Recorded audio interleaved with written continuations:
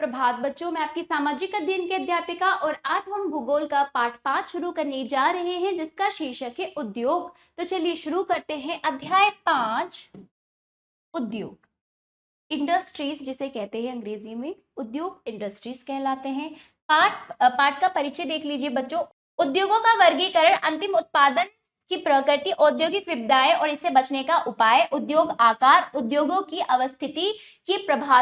अवस्थिति को प्रभावित करने वाले कारक, प्रमुख उद्योगों का वितरण। चलिए शुरू करते हैं पाठ को। उद्योग का संबंध आर्थिक गतिविधि से है। किससे है? आर्थिक गतिविधि से। ठीक है। उत्पादन, खनिजों के निष्कर्षण अथवा सेवाओं की व्यवस्था से संबंधित है उद्योग। उद्योग को द्वितीयक आर्थिक क्रिया कहा जाता है, जिसमें क्या है? पहली आर्थिक क्रिया जिसमें फसल के रूप में कच्चा माल उगाया जाता है, तो प्राथमिक आर्थिक क्रिया है। द्वितीयक आर्थिक क्रिया में वही कच्चा माल जो क्या है, औद्योगिक स्तर पर, व्यापारिक स्तर पर अन्य औद्योगिक खनिज से कई सारी वस्तुएं बनाई जाती है, उन्हीं कच्चे माल से। इसी कारण उद्योग को द्वितीयक आर्थिक क्रिया कहते हैं। और प्रथम आर्थिक क्रिया जो कच्चा माल, फसलें उगाई जाती हैं और फिर वही कच्चा माल जब औद्योगिक रूप से अन्य वस्तु का, उस कच्चे माल से अन्य वस्तुओं का उत्पादन करने में किया जाता है, वो द्वितीयक आर्थिक क्रिया कहलाती है। ठीक है। इस तरह से वस्त्र उद्योग, जैसे देखिए वस्त्र उद्योग वस्त्रों के उत्पादन से संबंधित है। खनन उद्योग खनिजों की धरती से निकालने से संबंधित है, तथा पर्यटन उद्योग पर्यटकों को सेवा प्रदान करने से संबंधित है। देखो उद्योग कई प्रकार के होते हैं, चाहे पर्यटन हो, चाहे किसी भी फसल का उद्योग उससे बनाने के लिए। देखिए ये वाली बात है ना। देखो उद्योग के अंतर्गत कच्चे माल को अधिक मूल्य के उत्पादकों के रूप में परिवर्तित किया जाता है, अन्य वस्तुएं बनाई जाती हैं। ठीक है। उद्योग का वर्गीकरण आ जाए। देखिए इसका जो वर्गीकरण है, कच्चा माल आकार एवं अंतिम उत्पादक की प्रकृति के स्वामित्व के आधार पर इसका वर्गीकरण किया जाता है। ठीक है। इस तरह से कच्चा माल के आधार पर उद्योग कृषि आधारित तथा खनिज आधारित हो सकता है। तो इस तरह से वर्गीकरण कच्चा माल के आधार पर कृषि आधारित, खनिज आधारित उद्योग होता है। कृषि आधारित उद्योग देखिए उन सभी उद्योगों को कृषि आधारित उद्योग कहा जाता है जिनमें कच्चा माल फसलों, पशुओं एवं वनों से मिलता है। मत्स्य तेल निर्माण भी एक प्रकार की कृषि आधारित उद्योग कहा जाता है। कृषि आधारित उद्योग के उदाहरण देखिए सूती, ऊनी, रेशमी वस्त्र उद्योग, जूट उद्योग, कागज उद्योग, डेयरी उत्पादक उद्योग, चर्म उद्योग, चीनी उद्योग, वनस्पति तेल उद्योग। ठीक है। अब दूसरे नंबर पर खनिज आधारित उद्योग। देखिए यहाँ पर जो खनिज आधारित उद्योग के अंतर्गत कच्चा माल जो है खनिज अयस्कों के रूप में प्राप्त होता है। उन्हें क्या है, पहले उनका शुद्धिकरण किया जाता है। खनिज आधारित उद्योग को शुद्धिकरण करके जो अयस्क प्राप्त होता है उसमें बहुत सारी मिलावट होती है, उसको अच्छे से उसका शोधन करने के बाद किया जाता है, प्रयोग में अन्य वस्तुएं बनाई जाती है। जैसे देखिए खनिज आधारित उद्योग, लोहा इस्पात उद्योग, खनिज तेल परिष्करण उद्योग, एल्यूमिनियम उद्योग, सीमेंट उद्योग। ठीक है। इन उद्योग उत्पादकों का प्रयोग अन्य उद्योग में भी किया जाता है, जैसे लोह अयस्क से निर्मित लोहा खनिज आधारित उद्योग। इसका प्रयोग औजारों, मशीनों बनाने में किया जाता है तथा लोहे से बने औजारों और मशीनों का प्रयोग अन्य उत्पादन के निर्माण में भी किया जाता है। लोहे से मशीनें बनाई जाती है और मशीनें कई सारी चीजों का उत्पादन करती है। ठीक है। इस तरह से ये खनिज आधारित उद्योग है। और कृषि आधारित उद्योग हमने देख लिया, सूती, ऊनी, रेशमी वस्त्र, जूट, ये सब क्या है? कृषि आधारित, तो फसलों पर आधारित उद्योग है। अब आज उद्योग का आकार देखिए। उद्योग का जो आकार है, निवेश की गई पूंजी की राशि, नियोजित लोगों की संख्या और उत्पादन की मात्रा से होता है।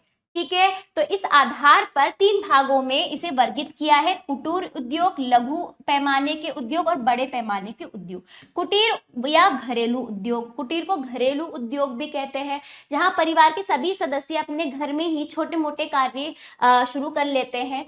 ठीक है। तो छोटे मोटे औजारों से अपने घर में ही वस्तुओं का निर्माण करते हैं। टोकरी बुनाई, मिट्टी के बर्तन बनाना, हस्त निर्मित वस्तुएं कुटीर उद्योग के अंतर्गत आते हैं।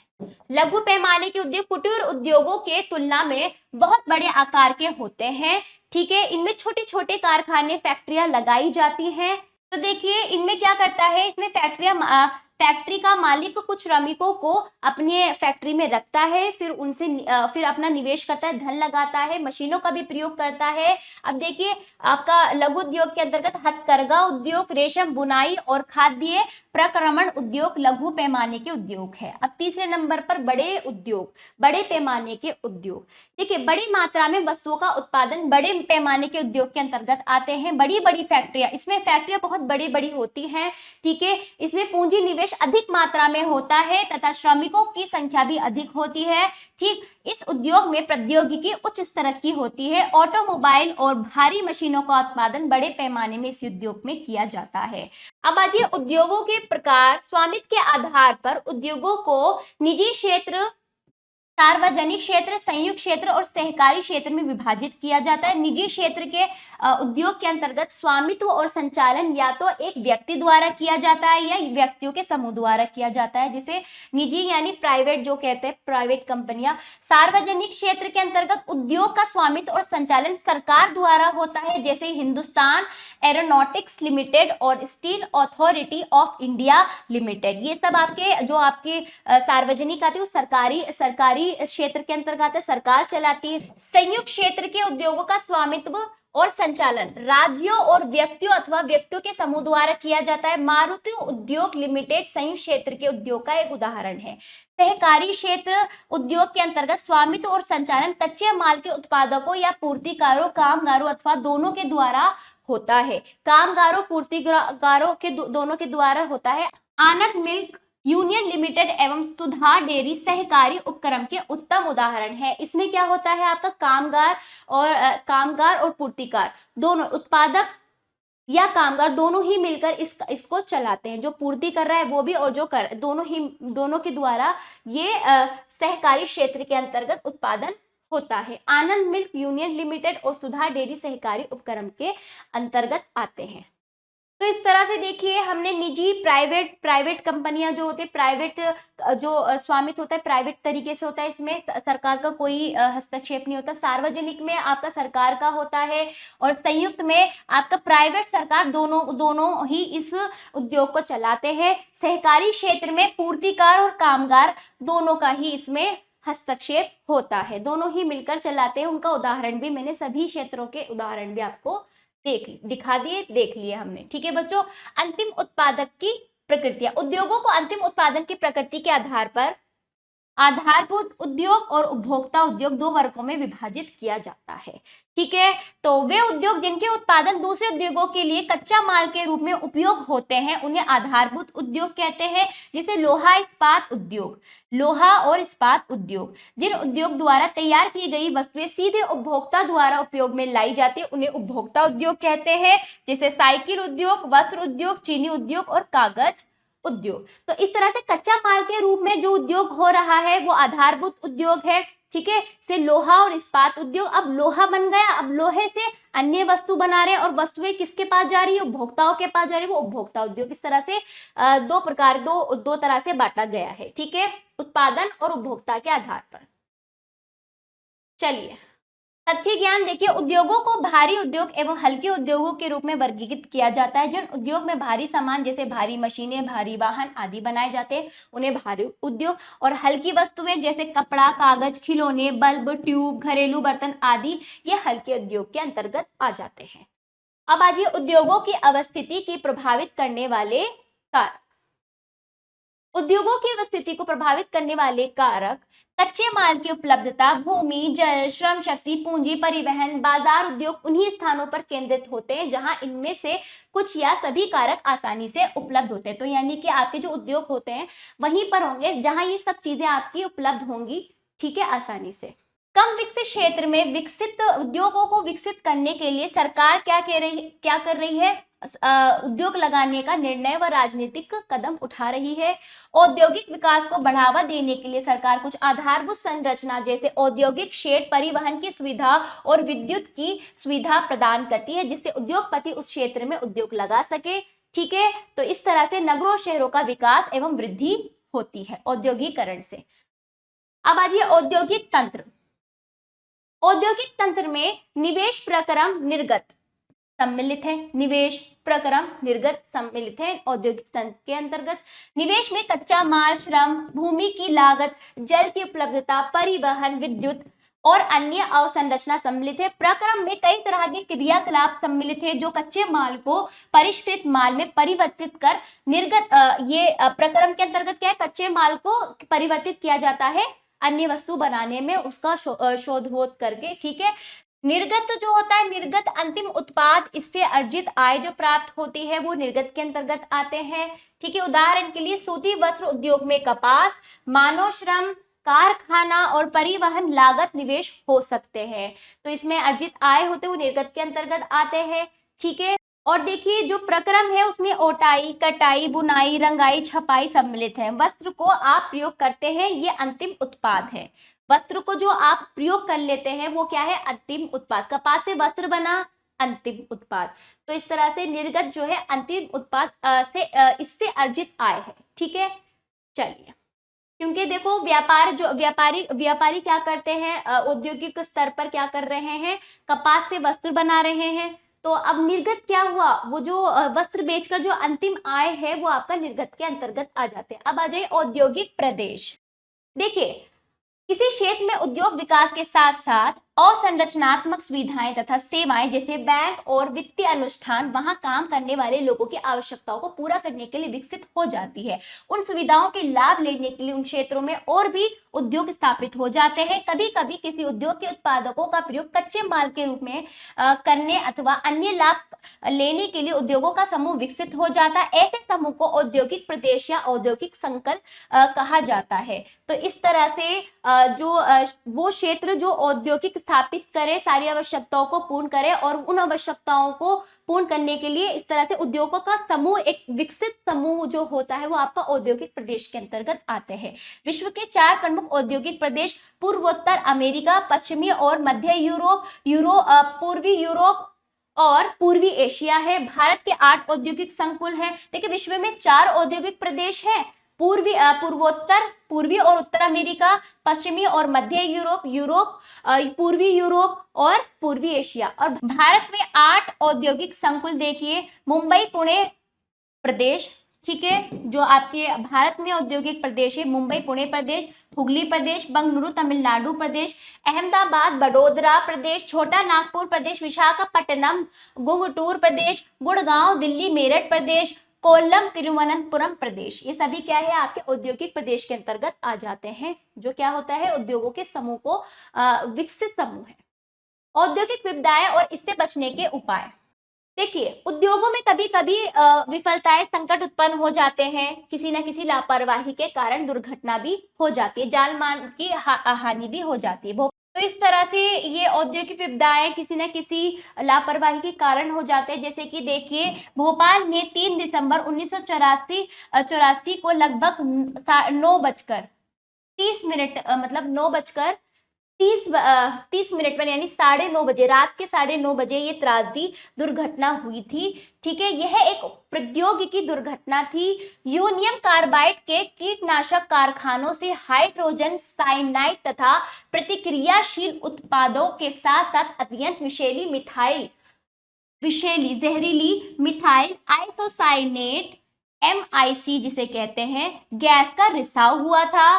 सन 1989 में सरकारी सूचना के अनुसार इस त्रासदी में 35,598 व्यक्तियों की मृत्यु हो गई, हजारों लोगों ने अपनी जान खो दी, ठीक है।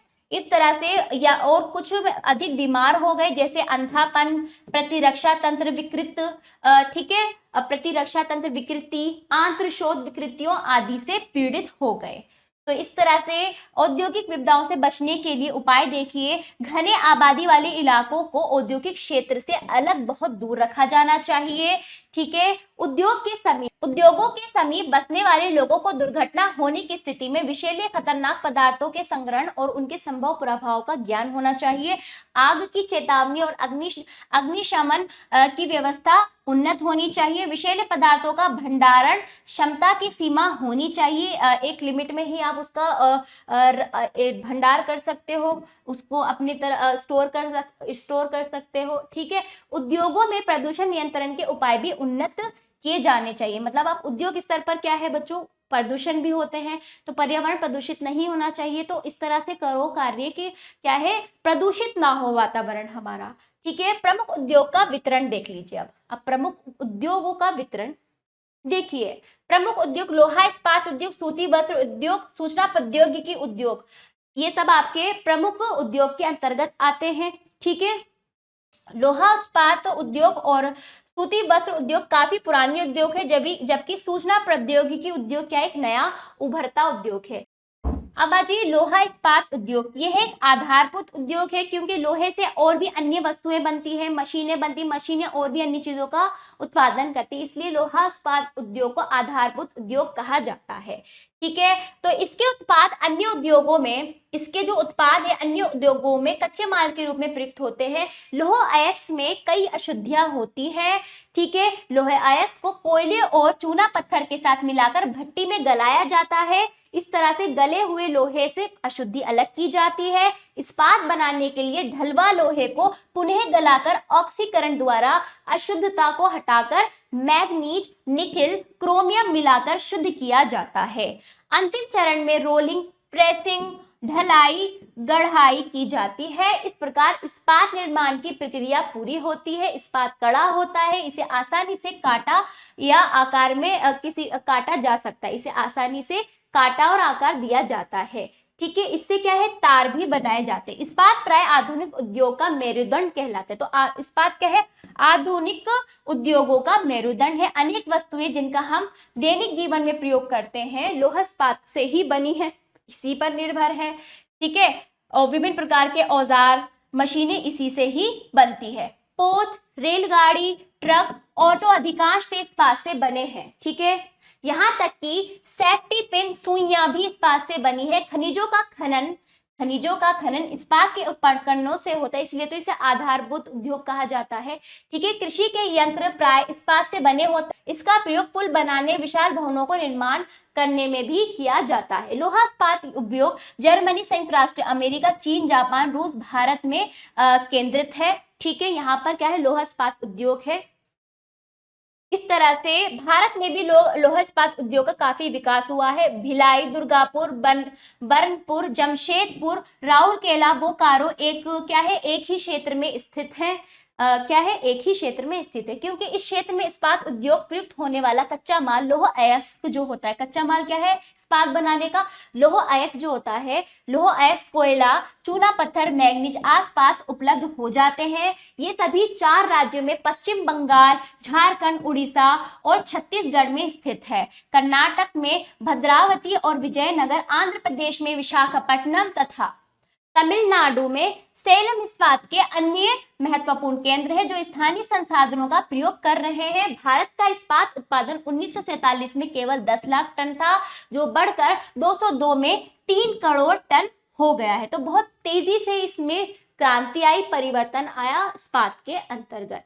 ठीक है, तो देखिए अलग अलग राज्यों में जो राज्यों के प्रमुख शहर है, केंद्र शहर है, वहां पर इस्पात उद्योग लगे हुए हैं। ठीक है, अब आ जाइए Tata iron and steel company. Tata iron and steel company जमशेदपुरी सन 1947 ईस्वी में आजादी से पहले भारत में केवल एक इस्पात कारखाना था, Tata iron steel company limited. ये कारखाना क्या था, प्राइवेट था, निजी स्वामित्व था। स्वतंत्रता के बाद सरकार ने यह कार्य अपने हाथ में ले लिया और बहुत से लोहा इस्पात संयंत्र स्थापित कर लिए। तो इस तरह से इसको बाद में क्या हो गया, सरकारी हो गया। ठीक है, आ जाइए अब देखिए इस्पात संयंत्र के लिए साकची के चुनाव के कारण। बिहार में स्वर्ण रेखा और खरकई खरकई नदियों के संगम के समीप सांची सन 1907 में टिस्को की स्थापना हुई थी। ये स्थान बंगाल नागपुर रेल मार्ग पर काली माटी स्टेशन से मात्र 32 किलोमीटर की दूरी पर था। यह स्थान लौह अयस्क, कोयला और मैंगनीज निक्षेपों के समीप स्थित है। यह स्थान कोलकाता के भी निकट है। यहाँ विशाल बाजार उपलब्ध है। टिस्को को झरिया कोयला क्षेत्रों से कोयला और उड़ीसा तथा छत्तीसगढ़ से लौह अयस्क, चूना पत्थर, डोलोमाइट और मैग्नीज प्राप्त होता है। किसे? टिस्को को। स्वर्ण रेखा और खरकई नदियों से जल की आपूर्ति होती है टिस्को को। इसका शुभारंभ स्वर्गीय जमशेदपुरी नसेखान जी टाटा द्वारा किया गया, अतः ये जमशेदपुरी के नाम से प्रमुख औद्योगिक केंद्र बन गया।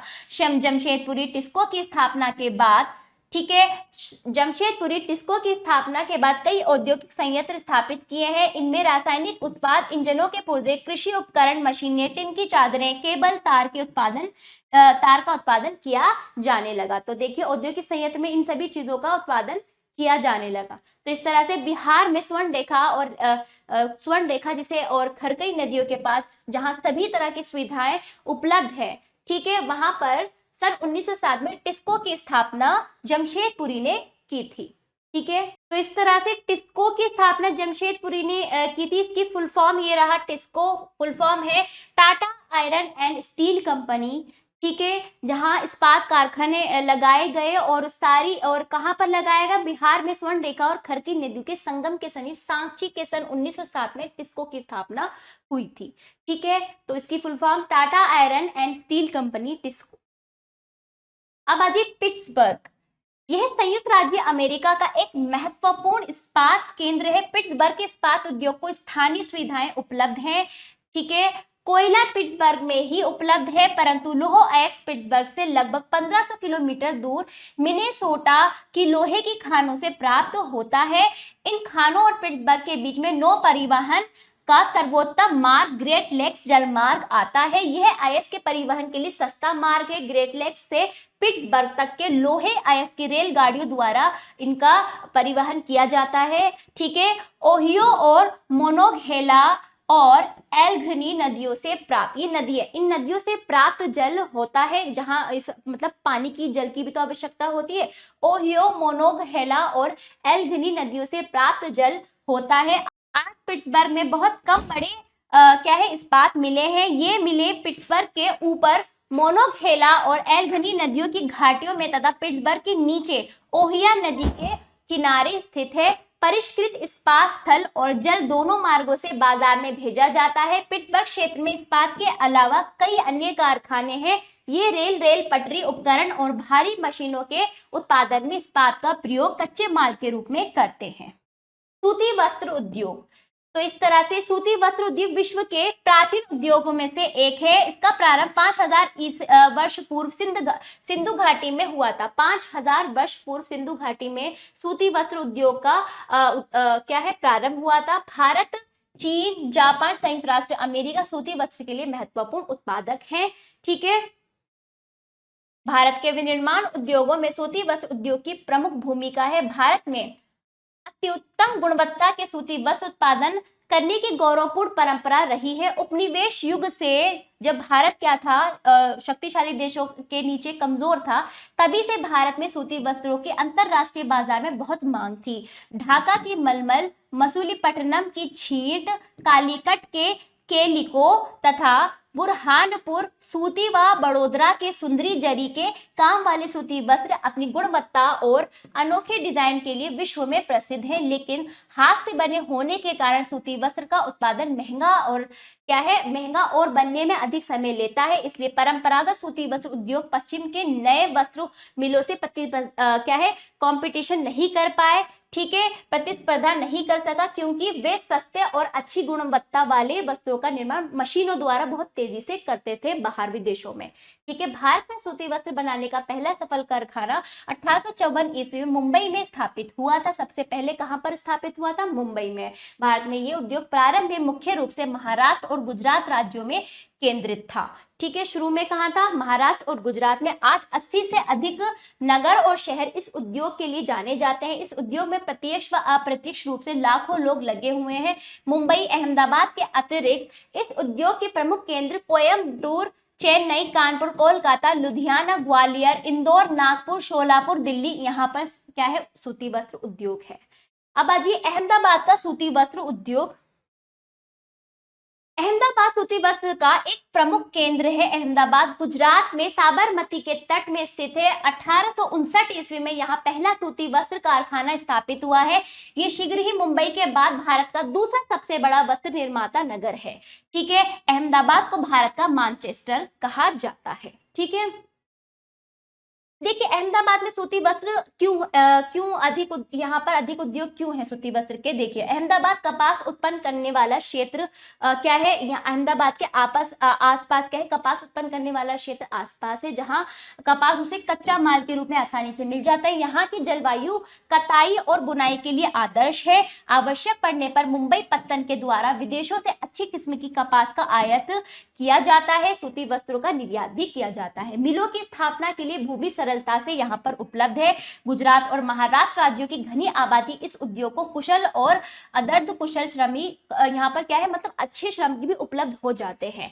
विकसित सड़कों और रेल मार्गों का जाल सूती वस्त्रों के देश के विभिन्न भागों में आसानी से पहुंचाने में मदद करते हैं। परंतु इन दिनों अहमदाबाद की मिलें कुछ समस्याओं का सामना कर रही हैं, क्योंकि काफी समय से अनेक मिलों की मशीनों को सुधारा नहीं, उनमें किसी भी तरह की सुधार नहीं हुए हैं। देश में नए केंद्रों का विकास होने के कारण इन्हें बड़ी स्पर्धा का सामना करना पड़ रहा है, क्योंकि यहाँ पर क्या है, पुराने समय की थोड़ा क्या है अच्छी मशीनें नहीं लगी, और अब क्या है देश में सब जगह अच्छी अच्छी उन्नत मशीनें लगी है, इसलिए प्रतिस्पर्धा नहीं कर पा रहा है। ठीक है, बहुत सी वस्त्र मिलें अब बंद भी हो चुकी हैं। ओसाका का सूती वस्त्र उद्योग। ओसाका जापान का एक महत्वपूर्ण वस्त्र उद्योग केंद्र है। जापान का मैनचेस्टर कहलाता है ओसाका। ठीक है, ओसाका में सूती वस्त्र का विकास कई अनुकूल परिस्थितियों के कारण हुआ है। ओसाका के चारों ओर विस्तृत मैदान है। ठीक है, जो सूती वस्त्र के लिए भूमि विकसित है। वहां पर ओसाका की कोष्ण आर्द्रता जलवायु कताई बुनाई के लिए आदर्श है। योडो नदी मिलों के लिए पर्याप्त जल उपलब्ध कराती है। जो योडो नदी है जापान में ओसाका में पर्याप्त जल उपलब्ध कराती है। श्रमिक आसानी से उपलब्ध हो जाते हैं। ठीक है, पत्तन की उपस्थिति कच्चे माल को आयात करने और वस्तुओं की निर्यात सुविधा उपलब्ध यहाँ पर है। ठीक है, तो इस तरह से ओसाका जो है कच्चे माल के आयात पर निर्भर है। ठीक, अगला देखिए, उच्च गुणवत्ता और कम मूल्य के कारण उसका अच्छा बाजार है। कपास मिस्र, भारत, चीन, संयुक्त राष्ट्र अमेरिका में आयात की जाती है। यद्यपि ओसाका का यह महत्वपूर्ण उद्योग है, लेकिन हाल ही में ओसाका के सूती वस्त्र उद्योग का स्थान अन्य उद्योगों जैसे लोहा इस्पात उद्योग, मशीनरी, जहाजरानी, ऑटोमोबाइल, विद्युत उपकरण और सीमेंट होते जा रहे हैं। ठीक है, अब आइए सूचना प्रौद्योगिकी। सूचना के प्रसंस्करण और वितरण के लिए कंप्यूटर, कैलकुलेटरों, टेलीफोनों तथा अनेक इलेक्ट्रॉनिक्स उपकरणों के उपयोग को सूचना प्रौद्योगिकी कहते हैं। जो आधुनिकीकरण से जो सूचना प्रौद्योगिकी का प्रयोग किया जा रहा है। ठीक है, संयुक्त राज्य अमेरिका 1946 ईस्वी में सैनिक उद्देश्यों के लिए उसने पहले इलेक्ट्रॉनिक अंकीय कंप्यूटर का विकास किया था। इलेक्ट्रॉनिक उद्योग के उप उद्योग अर्थात सूक्ष्म इलेक्ट्रॉनिकी के आविर्भाव से 1970 और 1980 के दशकों में सूचना प्रौद्योगिकी का विकास बहुत क्या तेजी से उसका विकास होने के लिए प्रोत्साहन मिला। सूक्ष्म इलेक्ट्रॉनिकी अर्धचालक जो चिप होता है तथा उनके अनेक दूर संरचना उपकरणों और कंप्यूटर में उपयोग पर केंद्रित है। तो ये क्या है, अर्धचालक जो सूक्ष्म अर्धचालक जो होते हैं ये दूर संचार उपकरणों और कंप्यूटर के उपयोग पर क्या है, केंद्रित है। कंप्यूटर में इस तरह के लाखों अर्धचालक चिप लगे रहते हैं। संयुक्त राज्य अमेरिका की सिलिकॉन घाटी सूची प्रौद्योगिकी उद्योग के लिए विश्व में प्रसिद्ध है। सिलिकॉन घाटी जो है भारत में सूक्ष्म इलेक्ट्रॉनिक का विकास 1984 ईस्वी में हुआ। विगत 2 दशकों में भारत के दूर संचार क्षेत्र में बहुत उन्नति हुई है। भारत में बंगलुरु इसका सबसे महत्वपूर्ण केंद्र है। अन्य केंद्र देखिए, हैदराबाद, मुंबई, पुणे, चेन्नई, दिल्ली, नोएडा, गुड़गांव, चंडीगढ़, तिरुवनंतपुरम, ये सभी क्या है, अन्य केंद्र आपके किस में आ जाते हैं, ये सब दूर संचार क्षेत्र के अंतर्गत आते हैं। सबसे ज्यादा कहाँ है, बंगलुरु में है। ठीक है, अब अजी सिलिकॉन घाटी क्या है। सिलिकॉन घाटी पश्चिमी मध्य कैलिफोर्निया में स्थित है। ठीक है, यह है सातांक्लास काउंटी के सैन फ्रांसिस्को तथा सेंट जोस नगरों के मध्य फैली लगभग 50 किलोमीटर लंबी तथा 20 किलोमीटर चौड़ी भूमि की एक पट्टी है। सिलिकॉन घाटी के पूर्व में सैन फ्रांसिस्को की खाड़ी, पश्चिम में सातान क्रूज पर्वत तथा दक्षिणी पूर्व में तटीय पर्वत श्रृंखला है। पश्चिमी संयुक्त राज्य अमेरिका का यह औद्योगिक दृष्टि से अत्यंत विकसित प्रदेश है। ठीक है, संयुक्त राज्य अमेरिका में सूचना प्रौद्योगिकी का ये प्रमुख केंद्र है। जो संयुक्त राज्य अमेरिका जो सूचना का जैसे कि अब भारत में बेंगलुरु सबसे आगे, तो संयुक्त राज्य अमेरिका का जो सूचना प्रौद्योगिकी है वो सिलिकॉन घाटी के अंतर्गत आ जाता है। संयुक्त राज्य अमेरिका की सूचना प्रौद्योगिकी से जुड़ी बड़ी बड़ी कंपनियों के कार्यालय इसी क्षेत्र में स्थित है। ठीक है, तो इस तरह से सूचना प्रौद्योगिकी के लिए सिलिकॉन घाटी के अवस्थितिक लाभ निम्नलिखित हैं। देखिए इसके लाभ देखिए, यह विश्व में सबसे अधिक उन्नत वैज्ञानिक प्रौद्योगिकी केंद्रों के समीप स्थित है। यहाँ की जलवायु सुहावनी और आकर्षक है। पर्यावरण स्वच्छ और भविष्य में विकास और विस्तार के लिए पर्याप्त स्थान है। यह मुख्य सड़क और हवाई मार्ग के समीप स्थित है। इसकी बाजार और निपुण कार्यबल एक अच्छी पहुंच है। बाजार में और निपुण कार्यबल पर एक अच्छी पहुंच है। अब आ जाइए बंगलुरु के बारे में।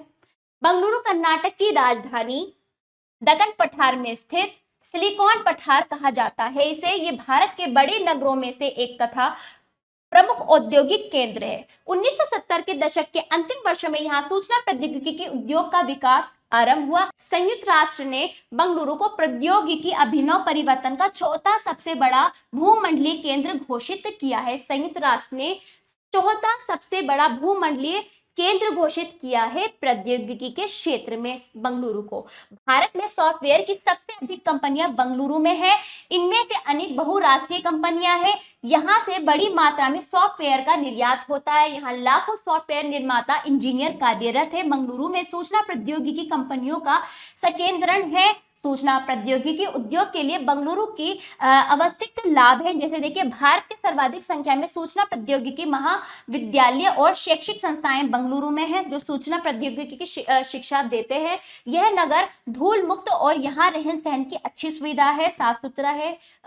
ठीक है, सर्वप्रथम सूचना प्रौद्योगिकी केंद्र की स्थापना बंगलुरु में ही हुई थी। इस नगर में कार्य अनुभव वाले कुशल प्रबंधक सर्वाधिक उपलब्ध होते हैं, जो यहाँ से शिक्षित है, जो यहाँ से क्या है जिन्होंने यहाँ से शिक्षण प्राप्त किया है, वो यहाँ से जो व्यक्ति आता है वो क्या है, कुशल प्रबंधक सर्वाधिक होता है। ठीक है, चलिए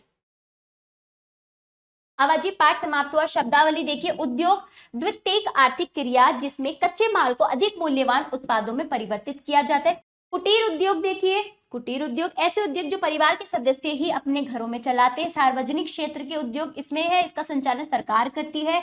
आधारभूत उद्योग ऐसे उद्योग जिनके उत्पादों का प्रयोग अन्य उत्पादों में किया जाता है। ढलवा लोहा देखिए, ढलवा लोहा अयस्क जो पिघलाकर उसकी कुछ अशुद्धियां दूर करके जमाया गया लोहा कहलाता है। इस्पात लोहे की सभी अशुद्धियों को दूर करके उसमें कुछ अन्य धातुओं को मिलाकर बनाई गई धातु को इस्पात कहते हैं। मिश्रित धातु। ठीक है, सूचना प्रौद्योगिकी सूचना के प्रसंस्करण और वितरण के लिए कंप्यूटर एवं अन्य इलेक्ट्रॉनिक्स उपकरणों के उपयोग को सूचना प्रौद्योगिकी कहते हैं। ठीक है बच्चों, मैंने पाठ समझा दिया है। सारांश आप अच्छे से कीजिएगा। आप सारांश करोगे तो आपको वो चीजें अच्छे से ध्यान में रहेंगी। चलिए बच्चों, अभ्यास कार्य वस्तुनिष्ठ पहला सही विकल्प पर सही का चिन्ह लगाइए। का देखिए, ऐसे उद्योग जो परिवार के सदस्य ही अपने घरों में चलाते हैं। कुटीर उद्योग भारत में सॉफ्टवेयर की सबसे अधिक कंपनियां बंगलुरु में है। स्वतंत्रता से पूर्व भारत में लोहा इस्पात का कारखाना स्थापित किया गया था। कहां पर? जमशेदपुर में। ठीक। घ देखिए, मारुति कार उद्योग किस क्षेत्र का उद्योग है? संयुक्त क्षेत्र का उद्योग है। ठीक है, अब अजीत दूसरा रिक्त स्थानों की पूर्ति कीजिए। का देखिए, डैश को जापान का मैनचेस्टर कहा जाता है, ओसाका को।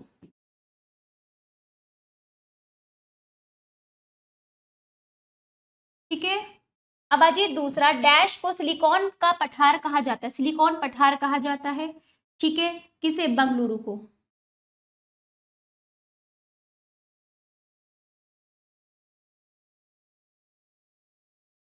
गा देखिए, बड़े पैमाने के उद्योग बड़ी मात्रा में उत्पादन करते हैं वस्तुओं का। ठीक है।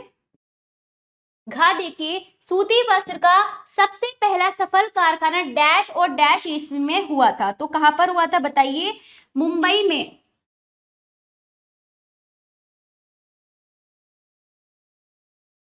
मुंबई में 1854 ईस्वी में हुआ था।